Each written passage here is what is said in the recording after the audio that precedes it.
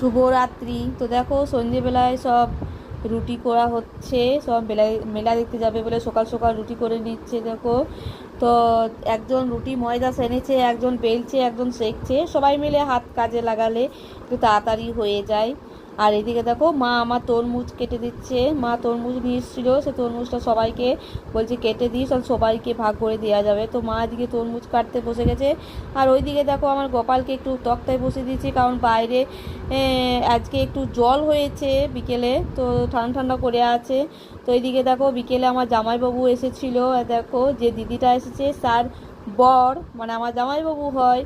তো দেখো জামাইবাবুকে বললাম তুমি একটু বাইরে বসো, হাওয়াতে একটু বাইরে বসো। এদিকে মারা সব রেডি হয়ে নিয়েছে, মুড়ি টুড়ি খাওয়া হয়ে গেছে, খাবারও করা হয়ে গেছে, এরা সব মেলা দেখতে যাবে।